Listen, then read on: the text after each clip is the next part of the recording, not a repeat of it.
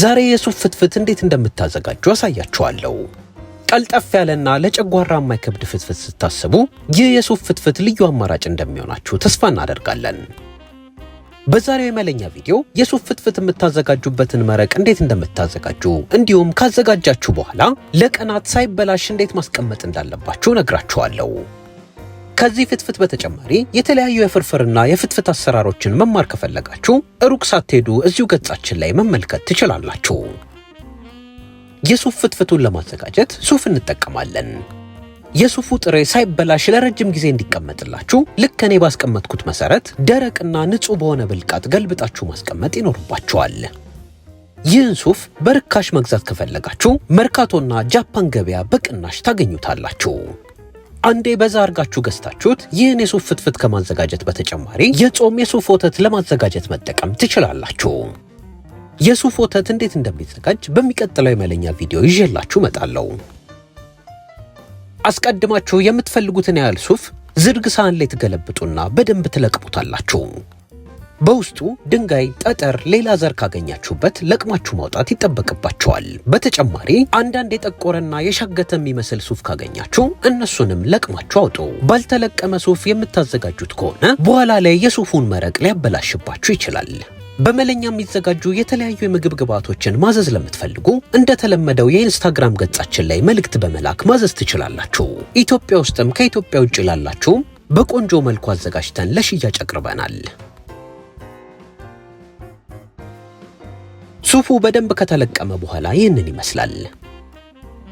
አሁን በደንብ የለቀማችሁትን ሱፍ ጎድጓዳ ሳህን ውስጥ ውሃ ትጨምሩና ለቅለቅ ታደርጉታላችሁ። ሱፉን ለቅለቅ የምታደርጉበት ምክንያት ላዩ ላይ የሚገኘው አዋራ እንዲለቅ ያህል ብቻ ነው። ነገር ግን ለቅለቅ ታደርጉታላችሁ ማለት ታጥቡታላችሁ ማለት አይደለም። አንዴ በንጹህ ውሃ ለተወሰነ ሰከንድ ለቅለቅ ካረጋችሁት በቂ ነው። ለማለቅለቅ ኃይል ማብዛት የማትፈልጉ ከሆነና እጃችሁን መጠቀም የማትፈልጉ ከሆነ ልክ እኔ እንደማደርገው በእንቁላል መምቻ ለተወሰነ ሰከንድ አሽከርክራችሁ አዋራውን ማስለቀቅ ትችላላችሁ።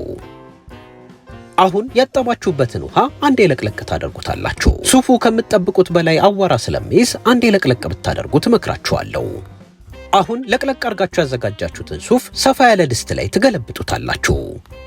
በመቀጠል ውሃ ዘለግ አርጋችሁ ትጨምሩና የምድጃችሁን የሙቀት መጠን ከፍተኛ ላይ አርጋችሁ ትለኩሳላችሁ። ከለኮሳችሁት በኋላ ቢያንስ ለ20 ደቂቃ በከፍተኛ ሙቀት ትቀቅሉታላችሁ።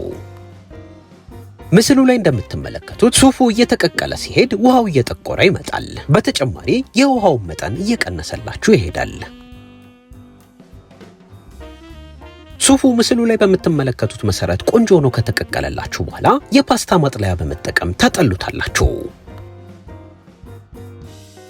ሱፉን በፓስታ ማጥለያ በሚገባ ካጠለላችሁት በኋላ ይህንን ይመስላል። እዚህ ጋር በጣም ከቆሸሸባችሁ አንድ የቀዝቃዛ ውሃ ከላይ ማፍሰስ ትችላላችሁ።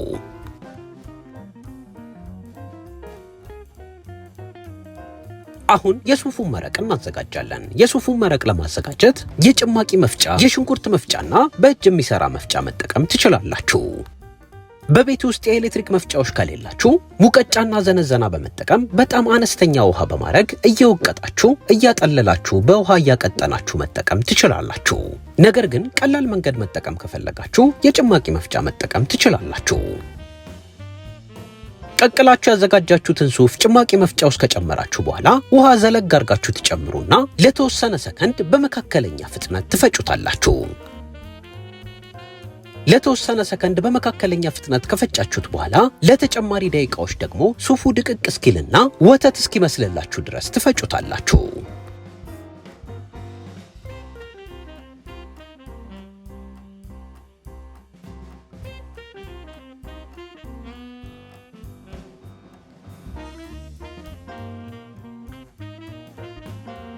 ሱፉ ለተወሰነ ደቂቃ በከፍተኛ ፍጥነት ከተፈጨ በኋላ ይህንን ይመስላል። በማንኪያ ወጣ አርጋችሁት በጣም ያልደቀቀ ካለ ለተጨማሪ ደቂቃዎች መፍጨት ይኖርባችኋል። አሁን ፈጭታችሁ ያዘጋጃችሁትን ሱፍ በማጥለያ ታጠላላችሁ። ጥቅጥቅ ያለ ማጥለያ ትፈልጉና ከላይ ፈጭታችሁ ያዘጋጃችሁትን ሱፍ ትጨምራላችሁ። በመቀጠል ሰፋ ያለ ማንኪያ በመጠቀም እያማሰላችሁ እንዲሁም እየደፈጠጣችሁ ሱፉን ከመረቁ ትለዩታላችሁ።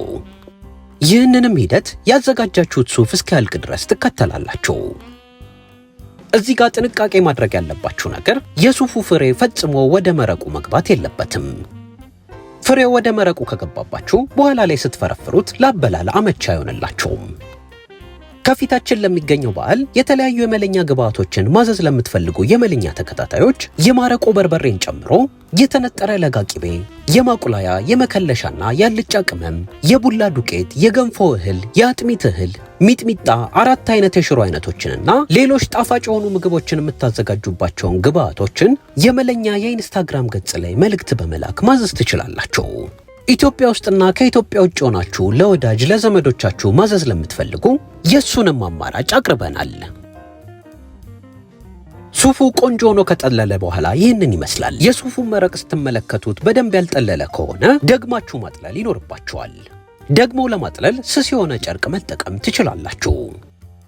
የሱፉን መረቅ ካዘጋጃችሁ በኋላ ከጠርሙስ በተዘጋጀ ደረቅና ንጹህ ብልቃጥ ትገለብጡታላችሁ። ከገለበጣችሁት በኋላ ከእጅ ንክኪ ነፃ ሆኖ ማቀዝቀዣ ቤት ውስጥ ከተቀመጠ ለቀናት ሳይበላሽ መጠቀም ትችላላችሁ። በተጨማሪ የሱፉን መረቅ የምታስቀምጡበት ዕቃ አየር ባያስገባ ይመረጣል።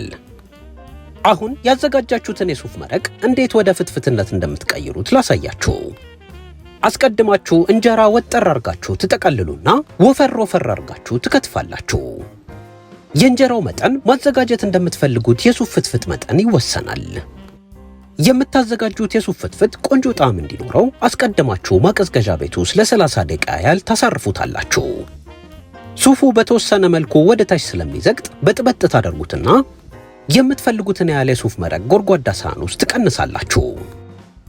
አሁን ጎድጓዳ ሳህን ውስጥ ደቆ የተከተፈ ሽንኩርት፣ ደቆ የተከተፈ ቀይ ቃሪያና ደቆ የተከተፈ አረንጓዴ ቃሪያ ትጨምሩና የምትፈልጉትን ያህል ጨው ከላይ ጨምራችሁ በሚገባ ትቀላቅሉታላችሁ። ጨውን ጨምራችሁ በሚገባ ከቀላቀላችሁ በኋላ ቀምሳችሁ ያነሰው ነገር ካለ ትጨምራላችሁ። በመቀጠል እንደ አማራጭ ከላይ የወይራ ዘይት ታደርጉበታላችሁ። የወይራ ዘይቱ የሱፍ ፍትፍቱ ለስለስ ያለ ጣዕም እንዲኖረው ያግዘዋል። የወይራ ዘይቱን ከጨመራችሁ በኋላ በሚገባ በማንኪያ ትቀላቀሉትና ከትፋችሁ ያዘጋጃችሁትን እንጀራ አንድ በአንድ ቀስ ብላችሁ ከላይ ትጨምራላችሁ። እዚህ ጋር የሱፉ መረቅ በጣም ከወፈረባችሁ ትንሽ ቀዝቃዛ ውሃ ከላይ መጨመር ትችላላችሁ። ነገር ግን ውሃውን ከመጠን በላይ ማብዛት የለባችሁም። ውሃውን ከጨመራችሁ በኋላም በሚገባ መቀላቀል እንዳዘነጉ። እንጀራውን ከላይ ከጨመራችሁ በኋላ ጠቅልላችሁ ያዘጋጃችሁት እንጀራ እንዳይፈታባችሁ ልክ ምስሉ ላይ በምትመለከቱት መሰረት ሰፊ ማንኪያ በመጠቀም ወደ ታች ቀስ እያላችሁ ትጫኑታላችሁ። እንጀራውን ቀስ ብላችሁ እየተጫናችሁት በሄዳችሁ ቁጥር የሱፉን መረቅ ምጥጥ እያረገላችሁ ይመጣል። የሱፉን መረቅ ሙሉ ለሙሉ ምጥጥ ካረገላችሁ በኋላ ቀስ እያላችሁ ታገላብጡታላችሁ። ያዘጋጃችሁት የሱፍ ፍትፍት የበለጠ ቀዝቀዝ እንዲልላችሁ ከፈለጋችሁ እዚህ ጋር በረዶ መጨመር ትችላላችሁ። የሱፍ ፍትፍት እንግዲህ በቀላሉ በቤት ውስጥ በዚህ መልኩ ነው የሚዘጋጀው። ሁላችሁም በየቤታችሁ ሞክራችሁት እንደምትወዱት ተስፋ እናደርጋለን። የዛሬውን የመለኛ ቪዲዮ እዚህ ድረስ ከተከታተላችሁም የት አካባቢ ሆናችሁ እንደምትመለከቱን አስተያየት መጻፊያው ላይ ጻፉልን። እናመሰግናለን።